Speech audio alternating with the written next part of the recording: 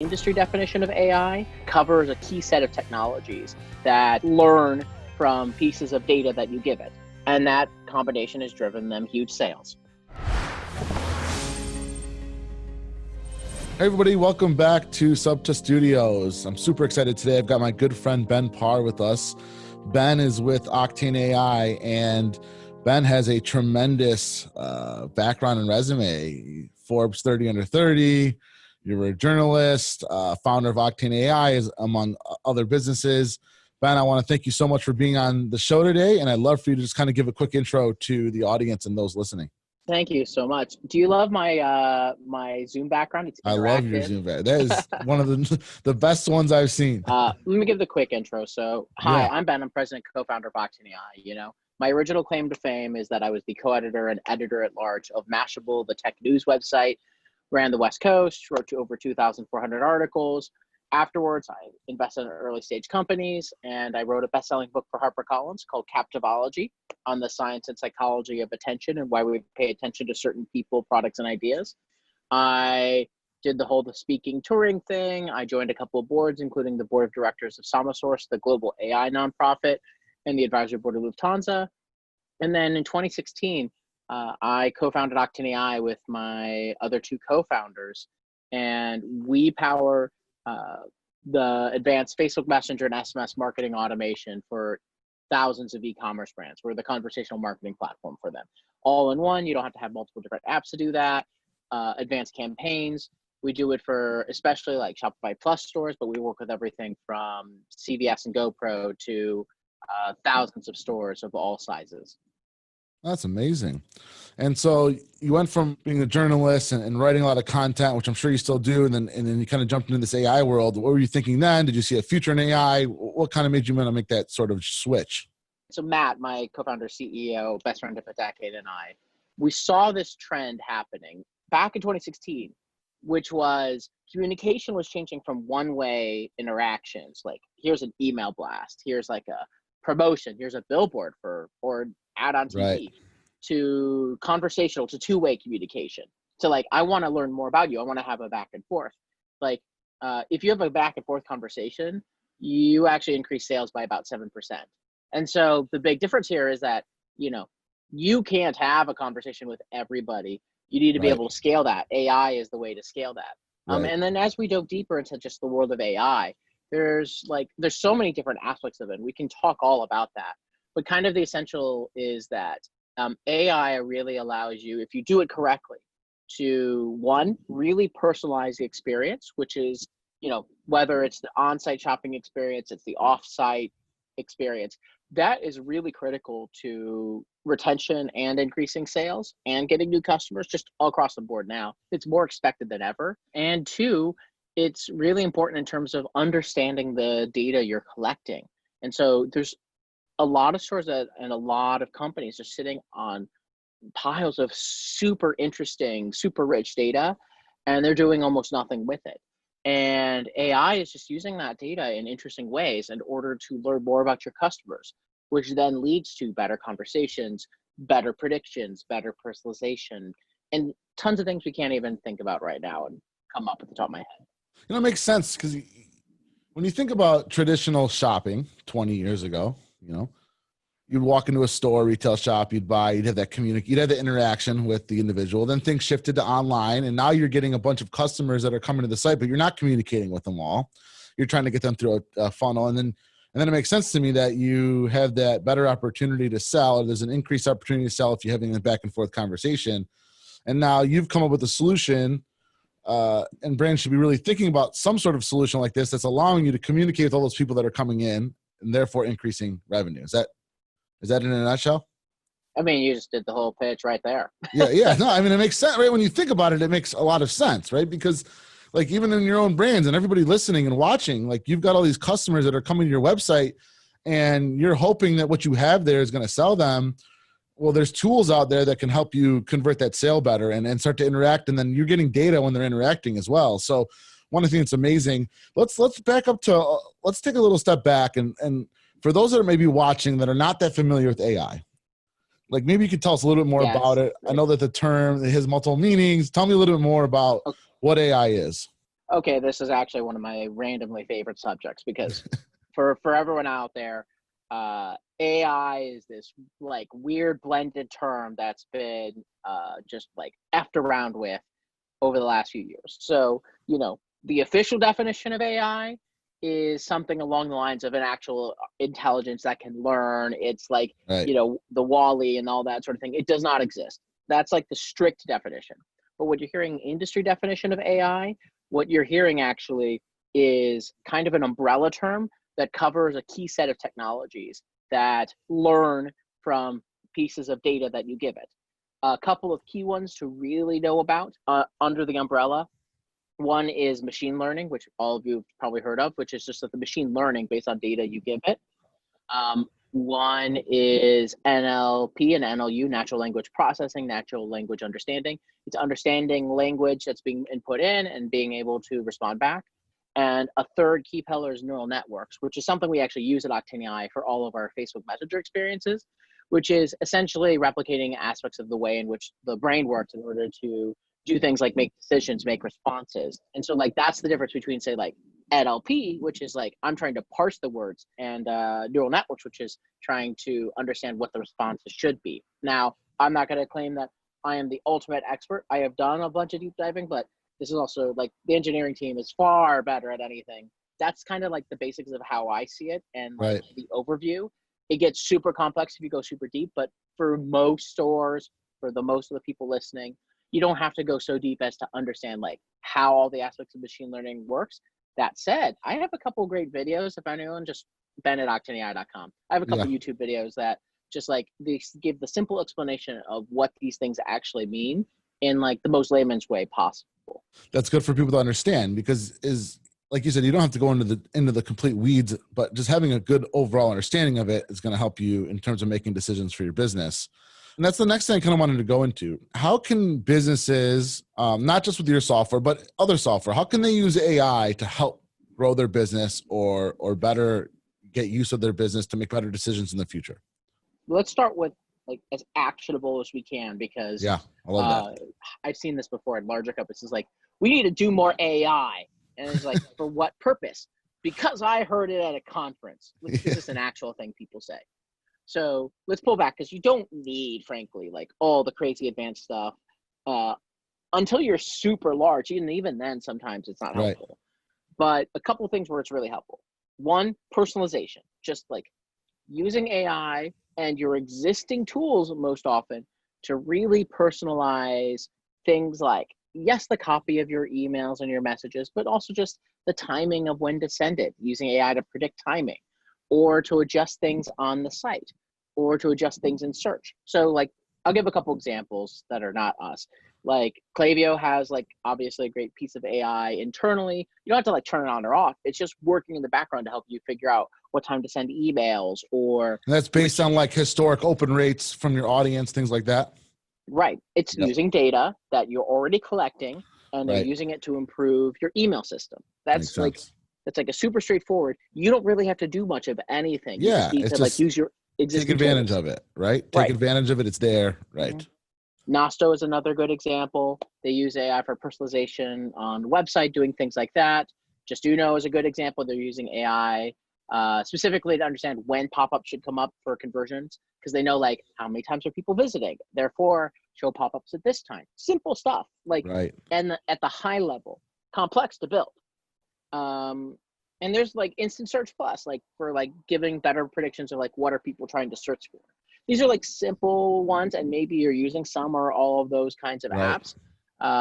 But they're like all have AI components. So like if I had an immediate piece of advice, it's just like, like look at your existing tools and what AI they're actually already using. Yep. Like on like our side, our AI piece is just like understanding like what responses to make when people ask questions or the best time to send messages. And there's other Right. cool things over time. So maybe even just ask like, just see what they're doing Yep. and just if you're not turning it on, turn it on and just ask them like what the roadmap is on the AI side Right. and see what they tell you at the layman's level. Yeah, that makes a lot of sense. And I think for all you listening, this is a really good tip. I bet that every business has a piece of software that they're not utilizing to its full extent. And so I think it's a really good step to go back, get in touch with them, see if there's some sort of AI learning that can help grow your business. As I'm thinking about it now, there's probably some software where based on data, it would know if person A bought product X, it's more likely to provide product Y. So then you could upsell them product Y, things like that, right? So these are all ways to really increase your revenue. And I think that that's super smart. Talking about Octane, because I know that you've built an amazing platform when it comes to SMS Messenger and chat. Tell us a little bit more about that. Tell us the advantages of that, some of the brands that you've seen success with, and why it works so well. Always start at the simplest end, which is people don't open emails the way they used to. Click-through rates dropped by 54% in the last 5 years. Email's a critical component, but the smartest brands go omni-channel, are trying to reach people on multiple channels and coordinate those things together. That's what we do. But those numbers as a result are like your open rate for email might be 15-20%. The open rate for Messenger or an SMS can be 85, 90, 95%. And the click-through rates can be 40% or above. So you're significantly higher. The ones who opt in, you don't want to just spam random people. But the ones who opt in for these channels, they're like the more loyal customer who is looking to purchase more over time. And you really want to build those channels up. Messenger and SMS. We just actually released a case study just like an hour ago, actually, with a brand called Skinny Mixes. And they're a Shopify brand. They're doing really, really well right now. They sell like 0-calorie mixers for drinks, margaritas, things like that. And they make, $250,000 a month with just Octane AI and primarily Facebook Messenger and some SMS things. And it's not like some crazy stuff they do. They just turned on some key automations, and it just makes them money, which is in the end what you're trying to do. How is it used in terms of marketing? Like, I feel like I understand because one, we use your software and that, but person may go to your website, they don't check out potentially, but they're opted in to receive Facebook Messenger messages. And then we would hit them with a retargeting sort of like conversation piece and then try to engage into a conversation with them post them leaving the site. I feel like there's a lot of learning to be done here. And not enough people are using this. So I want them to get the full understanding of like how it could be super useful.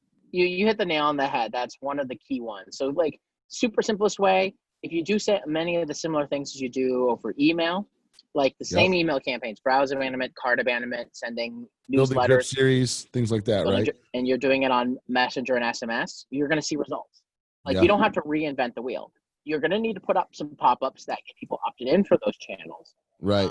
And there's some tools that Messenger and SMS have that don't exist with email. One example is the ability to actually send messages to any of your comments on any of your ads or your Facebook posts.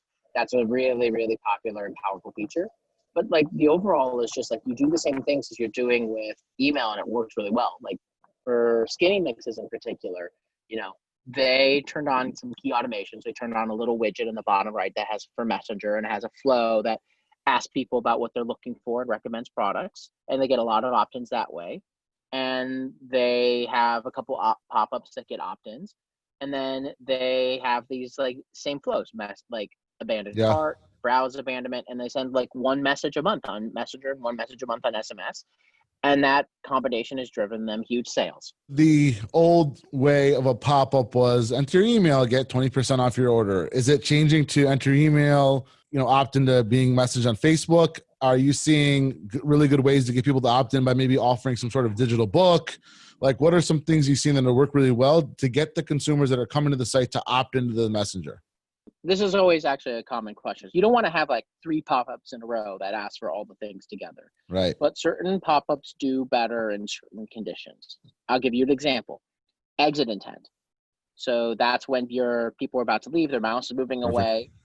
Exit intent works incredibly well with Facebook Messenger in particular because an opt-in for Facebook Messenger only requires one click. And so they don't have to type in an email address or type in a phone number. Makes sense. And so like your welcome pop-up, you go collect email or collect phone number, whichever is important to you. But with your exit intent, you 100% absolutely right now should be using like an opt-in for Facebook Messenger because it just converts so much better.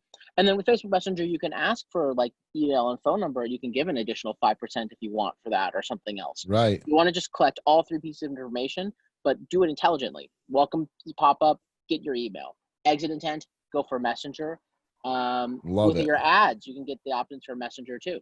So just be smart about it. Everybody should be doing that. And you're right. They're trying to leave. So let's make it as easy for them to close the pop-up by just saying, I'm opting in. I'll leave. Then we'll sell them later as they've had the time to digest. And just like everything else, they got to hit multiple times. I'm sure you know that number, but I don't know what that number is, 10, 7, 20 times now before they make a purchase. But you're just getting them to fall into that funnel. On the other side of it, on the chat side, this allows you to now, like we talked about early on, to be able to interact with all the customers that are coming to the site as best we can. But with the sort of chat bot, it allows you to like talk to hundreds of people at the same time because there's machine technology that's like giving these auto responses based on things that they type, right? Do they typically select options and then they select responses? How does it typically look? What works really well? So there's like two ways to interact, like in messaging in Yep. particular. One is free form, which is just like people just type back stuff willy-nilly. And our software has the ability to automatically reply back, and they have some cool things coming out too on that end. But on Messenger, you can also have a structured conversation where you ask a question, and then there's a series of answers. And like, as an example, be like, what kind of skin do you have? And you might have options they can choose, like oily or dry or another option. And you ask a series of questions. You're both like gonna get to an answer that's going to be really targeted, and thus they're going to convert better. But also, you're building a buyer persona because you're learning a lot more about the customer. You're learning about their preferences, about what they're looking for, and there's some super cool stuff that you could do with that. And all I'll say is like, stay tuned. We got some super cool stuff on that end. Yeah, because typically now, if you wanted to build like some sort of personalization form, you'd use like a type form or something, right? So are you saying you can use the chat bot to replace that potentially? Because you can walk them through a conversation? A chatbot will get like really strong engagement. There's like some cool things we're working on as we're thinking about like how do we do better AI Sure. and doing better personalization. I can't say much, but you know what? All right. Just Ben at octaneai.com. Maybe depends. Maybe I'll spill the beans. Yeah, you just got to make sure you let me know as soon as it's ready to go, so I can let everybody else know. Is there anything you're seeing out there? Are there any free tools? Any suggestions to any business owner that is right now they're kind of in a bind and we're just trying to help them push through? Is there anything you can suggest? I mean, a couple things. One, like if your business is really struggling, reach out to your providers. I know that a lot of the others in the Shopify ecosystem in particular, but just in general, are trying to make sure they're helping out their merchants and making sure that they're doing okay. Like reach out to like other people, friends, see what they're doing. Like community is really important right now. There's amazing Slack groups. There's amazing people. You can always email like me, you can email you. Yeah. Look, we've received a shock to the system, but the shock is starting to wear away, and it's not permanent. There are definitely things that are going to be changing for the long term or even permanently, and you need to adjust to that. But we're seeing like sales kick back up even for some of those where like they had a huge drop in the beginning. Yeah. Here's the thing. Over the longer term, I do think it will end up being better for e-commerce, which is a weird silver lining in the sense that now a lot more people are trained on e-commerce. And only 13 to 16% of all retail sales are e-commerce. Isn't that wild? That's that dramatic. Yeah, it's wild, but that will dramatically shift this year. And it's never going to go back to the same percentages again. No. And the result is that even if people are spending less overall, they will probably be spending more on e-commerce and just a lot less on retail. And yes, like if you have retail locations, we got government support, we have other things, that's tough. But like if you spend the time to like really invest in the online and the e-commerce side, like that's where things are moving. And just like it's hard. It's like it's really, really hard. I'm not going to say like I can always understand, everyone's pain. I've gone through things where I've had to do layoffs and all that. Just like, you're not alone is I think what the message I'm trying to say. And that emotional support and that personal support and that therapeutic support is just as important if you're going through a tough time. I think going back to this community and building, and I know you have a lot of experience with the human behavior and psychology of the consumer. What about the brand staying connected with their customers and just like talking to them during these times? And while you're maybe not communicating with them face to face, should they be doing that? Is it as simple as an email? Is it just checking in? Is it a text? Right? What are your thoughts on that, real quick? You nailed it. It's just human connection, right? Just give an avenue for your customers to email or text you, or just reach out to them, or get Yeah. on a Zoom, with some of them, or host Yep. I'm just trying to host Zoom happy hours with some of my key, some friend groups of mine. Yep. I'm just trying to stay connected this time. And you just be proactive Yeah. about reaching out, and just people appreciate just like you reaching out, even if it's a text or Right. it's a Zoom. Ben, about 3 or 4 weeks ago, he knows at SubTel we had to move the conference, and he just sent me an email just like saying, hey, checking in, I hope you're well. And like that just, it goes so far, right? And like I appreciate you doing that, and that we're in a tough spot and having to move it, and like you checking in, like it meant a ton to me. You're a good friend. I look forward to having a drink together when we can all when the social distancing ends. And I appreciate you being on the show. Thanks for all your support to SubTA. And then those listening, I believe you've got a free ebook too that those can download, right? About Facebook Messenger and that. Where can they go to download that? Join.octaneai.com/playbook. And then also, you can read the in-depth case study of what Skinny Mixes did. That's right on octaneai.com under our customers tab. Amazing. Ben, thank you so much. Thank you for support. Stay safe, stay well, and I will talk to you soon. Thanks. Stay safe, everyone.